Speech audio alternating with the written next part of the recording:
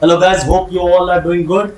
Welcome back to yet another session of Inside IIM VARC Acer lecture series where we are going through the RC passages of CAT of past couple of years, and we are building our soundproof strategy as to how to tackle the VARC section on the D-Day.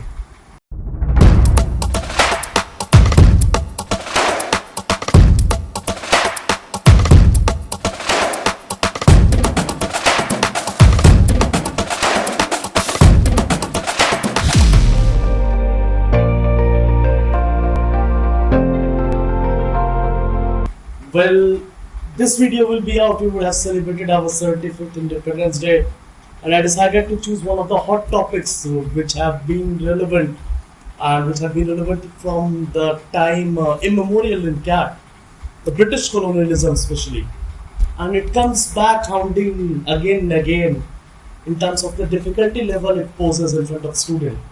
In CAT 2019 Slot 2, the RC on British colonialism was touted as one of the toughest RCs which CAT has seen in recent years. And in CAT 2021, in Slot 2, there was an RC on British colonialism again, especially how Indian tackled that particular aspect of colonialism, which was something it was presented again to the students. And for some, it is really an Achilles heels. So how to deal with it is a bit of familiarity that is required with the concepts of national history, not national history per se, but the timeline and the framework and basically the core agenda in which how it take place. And then while the language will be confusing, but you will be able to get the intrinsic idea of what the passage is trying to say. So let's go dive deeper into the section. And here I am sharing my screen, and you will get to see the article itself. Here it goes. I hope I'm audible and clear, loud enough. And here it goes. I have elaborated. Now there is again, we have been familiar with this aspect at certain point of the passage has been removed. The author begins like, I have elaborated a framework for analyzing the contradictory pulls on nationalist ideology in its struggle against the dominance of colonialism and the resolution it offered to those contradictions. Now the author says that he has elaborated a framework in this RC. And what is that framework used for? It is used for analyzing the contradictory pulls on Indian nationalist ideology. So there was a contradictory pull on Indian nationalist ideology in its struggle against the dominance of colonialism and the resolution it offers to those contradictions. So this is what the stem of the passage it will be. So what was the contradictory pull against the domination of a British Empire, and what was the resolution offered to those contradictions? Briefly, this resolution was built around a separation of the domain of culture into two spheres. And now he says, how was this contradiction built on? It was built on the separation of the domain of culture in two spheres. So our culture itself was separated into two spheres, the material and the spiritual. This is very important. There were two aspects of it, the material and the spiritual. It was in the material sphere that the claims of the Western civilization were the most powerful. Now the author says the two spheres were already bifurcated, material and spiritual, and in the material spheres were the claim of Western civilization the most powerful. What he means by claim? He says that the Western civilization had a strong hold on the material aspect of culture. Science, technology, rational forms of economic organization, modern methods of statecrafts, these had given the European countries the strength to subjugate the non-European people. It is self-explanatory, very clear, downright it is juicy, given that what the author wanted to convey. To overcome this domination, the colonized people had to learn those superior techniques of organizing material life and incorporate them within their own culture. Now, what does the author say? In the material sphere, since the Europeans were far superior, so those who were colonized, they had to learn from them and they had to implement in their own personal life, so that they can also learn this superior technique. But this couldn't be. Now see how the idea is changing. But this, you have to be very careful while you read, because if you read and connect the dots in the entire passage, the CAT exam day RC, no, I'm not talking about mocks, because sometimes mocks are ridiculously difficult, but the CAT D-Day RC will be crystal clear. But this could not mean the imitation of West in every aspect of life. So just because they were materialistically superior as far as the cultural aspect is concerned, material aspect of culture they were superior, this does not mean that we should, or rather the Indian nationalists should, imitate them in every aspect of life. For then, the very distinction between the West and the East would vanish. Because if they would do that in every aspect of life, then the difference between the East and the West would completely be vanished. The self-identity of national culture itself would be threatened. Very correct. And if there is no distinction left, then what will happen? The self-identity itself of national culture would be threatened. The discourse of nationalism shows that the material spiritual distinction was condensed into an analogous but ideologically far more powerful dichotomy. Now it says, now see what the author wants to say. So read the paragraph very carefully. The discourse of nationalism, the way of nationalism, the trajectory of nationalism shows that the material spiritual distinction, this material spiritual distinction which we are talking about, was condensed, was narrowed down into an analogous, mind you, it's not same, it is analogous, similar looking, but ideologically far more powerful dichotomy.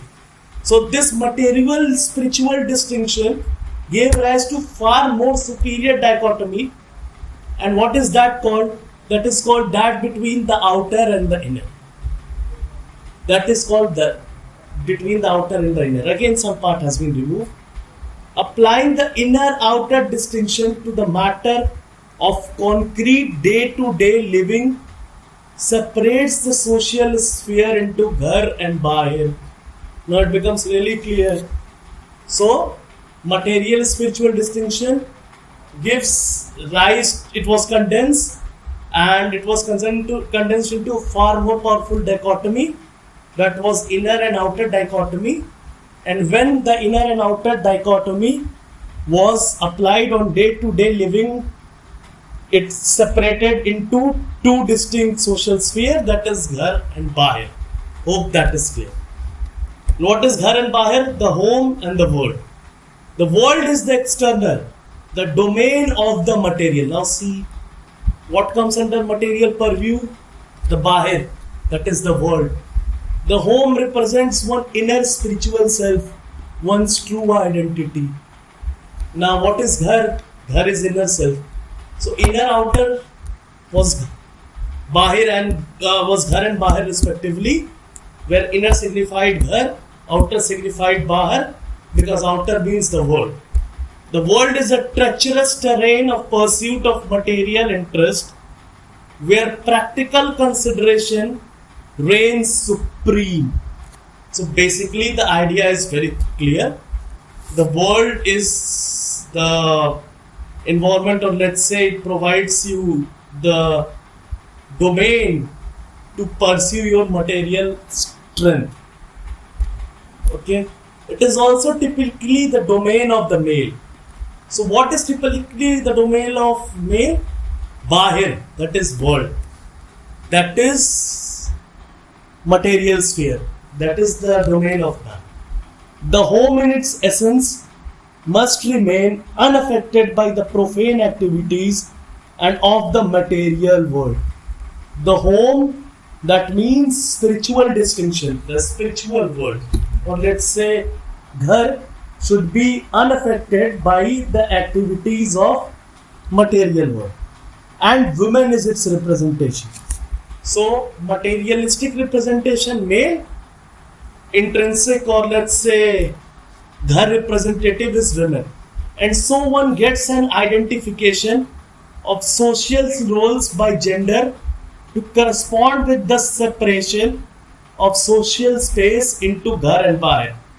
Now it says identification of social roles by gender comes up with the separation of social space into ghar and bahar. So the distinction which has been made, it has been cautiously made in order to suit the corresponding separation of social space, that is ghar and bahar. The colonial situation and ideological response of nationalism to the critique of Indian tradition introduced an entirely new substance to these dichotomies and affected their transformation. Now you see very clearly where the author is going. Now he says this was the concept which the nationalists were following out, but the colonial situation and ideological response of nationalism to the critique of Indian tradition introduced an entirely new substance to these dichotomies and affected their transformation. And how new substances were added? The material spiritual dichotomy, to which the term world and home corresponded, had acquired, and now some part has been deleted, a very significance in the nationalist mind. So what is very much important? What is the conclusion that has to be drawn of this line? That the ghar and bahar concept had a very profound significance on the mind of nationalist leaders.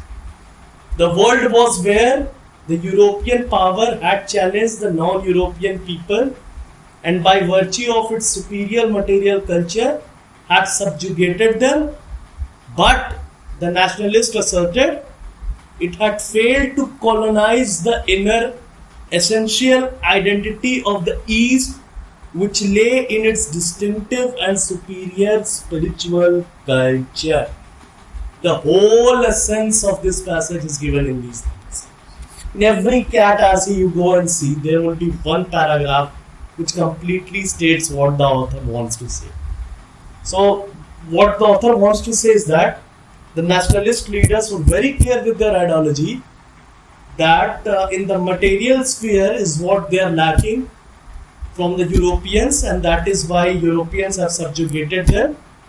But in the social sphere, the Eastern cultures are far more superior, and there is a crucial need to protect it, because that is what Europe hasn't been able to achieve. They haven't been able to crush the crux of Indianness. In the entire phase of national struggle, the crucial need was to protect, preserve, and strengthen the inner core of national culture, its spiritual essence. Very, very important. So, in the entire course of the national history of our freedom, the crucial aspect was the protection of this inner core of national culture. Once we match this new meaning of the home-world dichotomy with the identification of social roles by gender, we get the ideological framework within which nationalism answered the women question. Now it is very, very important. Now we see, in order to see how women in the society, in Indian society were treated, you have to see their assigned roles in sync or in tandem with the how the home world dichotomy was applied in the context back then. So specified gender roles for women should not be seen with the view of, let's say, strong male chauvinistic or patriarchal society, but it should be seen in sync with home world dichotomy. And when you see it with the lens of whole home world dichotomy, the whole concept of assigned roles become crystal clear. It would be a grave error to see this, as liberals are apt to, in their despair at the many marks of social conservatism in national practice. Now, it is very clear. It would be a grave error to see in this, as liberals are apt to in their despair. So it will be a grave error to see, as liberals see, the mark of social conservatism in national practice. So what do Indian liberals see, or what do the liberals see? There was a kind of social conservatism in a nationalistic practice. However, our author says it was not so. It was because of the Ghar Bahir ideology that this particular social conservatism come into picture. A total rejection of the West. Quite the contrary, the nationalist paradigm in fact supplied an ideological principle of selection. Now what the author even goes ahead and says, look, whatever the liberals are saying that there was a conservatism in nationalistic practice as far as women was concerned, it was not like that. Even it was opposite. It was a ideological natural selection, principle of selection was applied, where the Ghar Bahar dichotomy or the home world dichotomy was used as a tool in which the social roles or gender roles were assigned. Now let's go to the questions in the passage. I hope the passage is crystal clear. Things remain very clear that home world dichotomy, material world, Europe were. So if you have to summarize the passage, it will be more on this sense. The broader framework which you should have in mind when you have read this passage should be: Europe was powerful in materialistic sphere, India was powerful in spiritualistic sphere. Indian nationalists wanted that Europe should not be able to subjugate the spiritual prowess of India. This home and world dichotomy gave rise to Ghar and Bahar dichotomy. Ghar and Bahar dichotomy was again Bahar corresponded to world and Ghar corresponded to inner place, inner self or inner practices. For the world or Bahir, the men were responsible, and for the Ghar, the women were responsible. And the liberals do criticize Indians for being highly conservative in their nationalistic practice, but the author says it was not so. It was in fact a natural selection which was done by applying this framework. So this is the broad idea of the passage. So let's go and knock the questions off. Which one of the following, if true, would weaken author's claim in the passage? What is the author claim? The author claim is that he has made numerous claims that Indian cultural supremacy is far better, and plus women are not subjugated. Let's see what option we should choose. Indian nationalists rejected the cause of English education for women during the colonial period. Can be one of the answers. It is very tempting to mark this. If true, would weaken the author's claim of the passage. Very tempting. I would keep this option as one of the alternatives for my final answer. Forces of colonial modernity play an important role in shaping anti-colonial Indian nationalism. Really? Forces of colonial modernity played an important role in shaping the anti-colonial Indian nationalism? I don't know. It has never been mentioned in the passage. It has never been told. So definitely we will remove this option. This is not something we are looking forward to. The Industrial Revolution played a crucial role in shaping the economic powers of Britain in 18th century. We don't know. It would have played it. So what we have to do? You don't have to look about it. So these two options is clearly knocked out. Now see the last option. The colonial period saw the hybridization of Indian culture in all realms as it came in contact with British European culture. Now there's fourth option, there is one option. What was the author saying? The author in the entire passage has mentioned that there is a clear distinction between Ghar and Bahir, material and spiritual world. and the Indians did not allow the British to expand their dominance in spiritual world.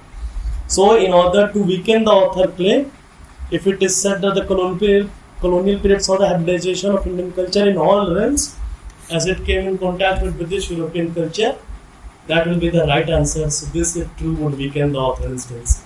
Hence, this is the right answer. Between 1 and 4, both is the right answer. This will be narrow. This will be far narrow. This won't make author claim as weaker in comparison to the fourth option. Now let's go to the second one. Which one of the following best describe the liberal perception of Indian nationalism? So what was the liberal perception? That India continued its tradition of assigning gender roles and norms. Now let's see which option talks about it. Indian nationalism embraces the changes brought about by colonialism in Indian women's traditional gender role. Never. It has never been said. Out of context. It would be stupid to mark this option. Indian national discourses reaffirm traditional gender roles for Indian women. I like this option. Fabulous. Exactly what the author wants to say. Indian national discourses reaffirm traditional gender roles for Indian women. Whatever it was going on, they just simply kept that. That was what the liberal perception was. So I like this option. Let's go on option 3. Indian nationalism sophistication resided in its distinction of the material from the spiritual sphere. So yeah, that is what it is true, but then liberals never said that. So this is what the option will be going forward to. Let's go to the fourth option. Indian national discourses provide an ideological principle of selection. Very correct, but the liberals never said this. So again, this option is eliminated. It was an easy question, easily solvable question if you follow the practice of principle of elimination. The 3 option gets eliminated and whatever remains is your answer. Let's go to the third question. On the basis of the information in the passage, all of the following are true about the spiritual material dichotomy of Indian nationalism, except that it... So what was the spiritual material dichotomy? What are truths regarding it? Helped in safeguarding the identity of Indian nationalism. Did it? Obviously, because the spiritual material dichotomy existed, and based on that, Ghar and Bahar concept was there.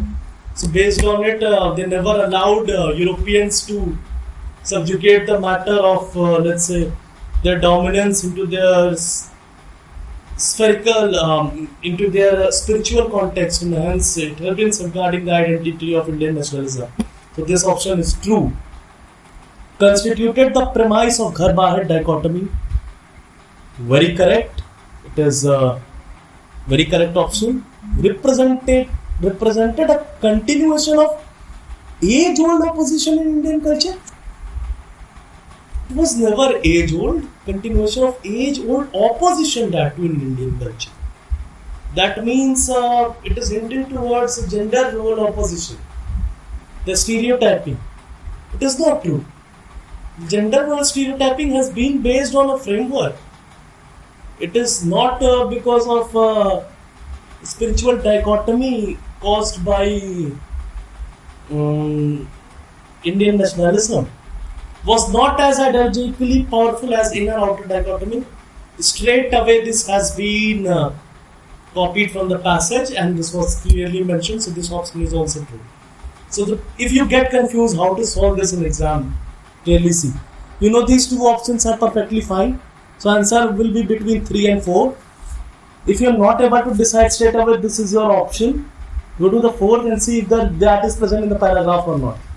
This is clearly present in the paragraph as it is clearly seen here. The material spiritual distinction was condensed into an analogous but ideologically far more powerful dichotomy that between outer and inner. So, in this, the spiritual material dichotomy was not as ideologically powerful as inner outer dichotomy is perfectly fine, correct? So out of these 2, this is also correct. So only option which is incorrect is third one, and this is our answer. Principle of elimination is very, very important as far as the RCs itself is concerned. Now we'll go to the last question of the day. Which one of the following explains the contradictory pulls on Indian nationalism? So what was the contradictory pull as mentioned at the starting of the passage? I have elaborated a framework for analyzing the contradictory pulls on Indian nationalist ideology. So what is contradictory pull? So contradiction means negation of something and pull means pulling things apart. So contradictory pull will be something of more of this like that even though they want to draw away from that, they are also trying to inculcate something from it. So now let's see what are the options here. Despite its superiority, spiritual superiority, Indian nationalism had to fight colonial domination. While this part is correct, we don't know that other countries who were spiritually superior or not had to fight against colonial domination. So even though this option is semi-correct, it is not the correct answer. We will not go ahead and mark this. Straight away remove this. Despite its fight against colonial domination, Indian nationalism had to borrow from the colonizer in spiritual sphere. This is completely wrong. They borrowed in the material sphere. So this is completely wrong. So this is actually against the paragraph to be suicide to mark this option. So this is wrong here. Go to the third one. Despite its fight against colonial domination, Indian nationalism had to borrow from the colonizer in the material sphere. I like this option. If there hadn't been a fourth option, I would have gone ahead and marked this option. I'm 90% in favor of marking this option, but I'll read the fourth option. Despite its scientific and technological inferiority, Indian nationalism had to fight against colonial domination. This bullshit crap. If you'll go ahead and mark this option, that means you haven't understood the paragraph. So these options are being created knowingly, which will be out of scope and nothing would be mentioned in the passage also about these particular options, and they will tend to mark this. So this option is also wrong. The only answer is this third one. We'll go ahead and mark this option, and this is how we'll do it. So guys, this was all from this section. Hope you enjoyed this video and had a great learning from it. Best wishes for CAT 2020.